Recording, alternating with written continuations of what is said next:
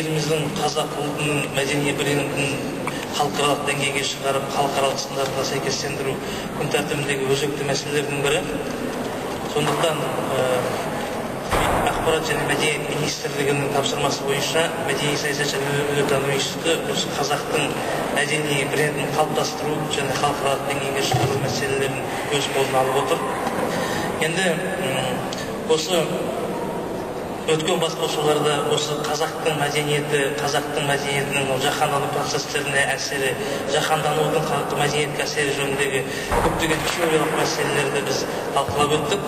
Бүгін осы теориялық мәселелердің барлығын бір ой елегінен өткізіп, практикалық тұрғыда осы қазақтың мәдениетінің брендін халықаралық деңгейге қалай шығарамыз, оның қандай тетіктері мен тәсілдері бар, сол жөнінде біраз әңгіме қосқымыз келіп отыр.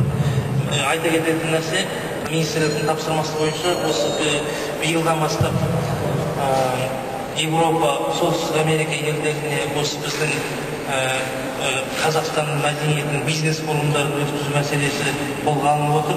Сонымен бірге халықаралық үлкен мәдени ғылыми орталықтармен қарым-қатынас жасау мәселелері биыл қолға алынады.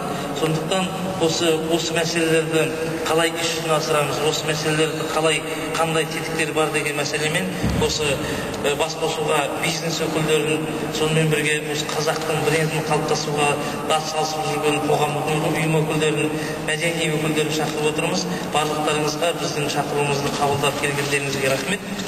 Енді біздің негізгі мақсатымыз осы қазақтың мәдениеті жөнінде үлкен диалогия площадка жасау.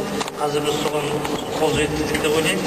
Осы арада қатысқан адамдардың барлығы, сонымен бірге мынау мәдени қайраткерлеріміздің барлығы осы біздің басқосуларымызға атсалып отыруға көп рахмет.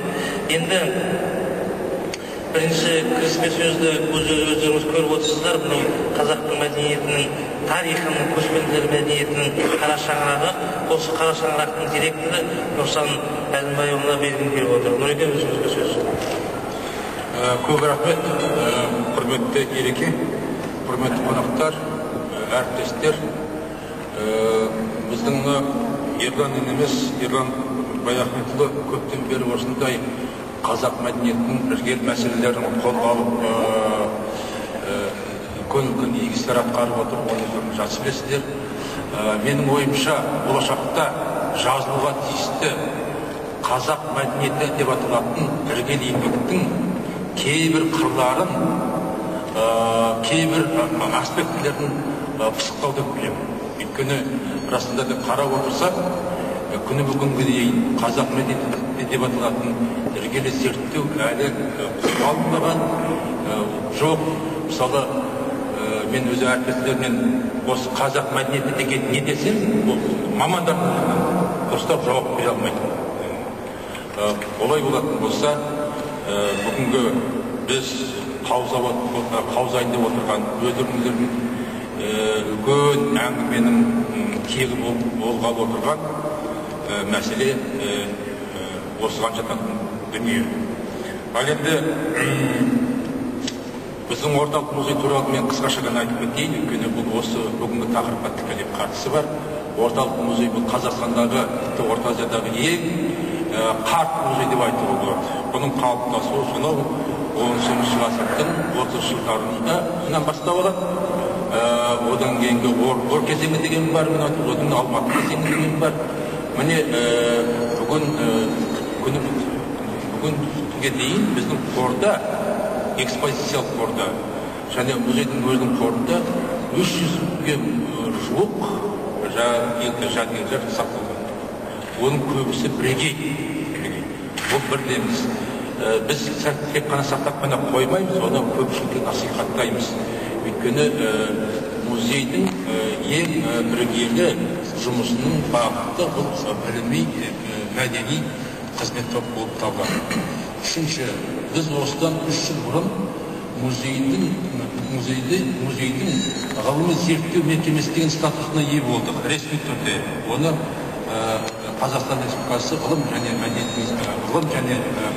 білім министрлігі бекітті ресми түрде. Содан бері іргелі ғылыми зерттеу жұмыстарымен айналысып. Қазір музейде 20 шақты ғылым докторлары, ғылым кандидаттары қызмет етеді. Қош келдіңіздер. Тағы да арасында әңгіме дүкенінің арасында музейді тамашалаңыздар, көріңіздер. Егер сіздердің көңілдерінен шақыртса, біздің еңбегіміздің еш болмағаны. Құрметті әріптестер, бүгінгі өтіп жатқан іс-шараның негізгі мақсаты ғылыми және мәдени брендтің айналасына тақырып өрбіту. Сондықтан келесі сөзді осы Еркен Нұр компаниясының президенті Фарида Мирхамитқызына кіріспе сөз бергім келіп отыр.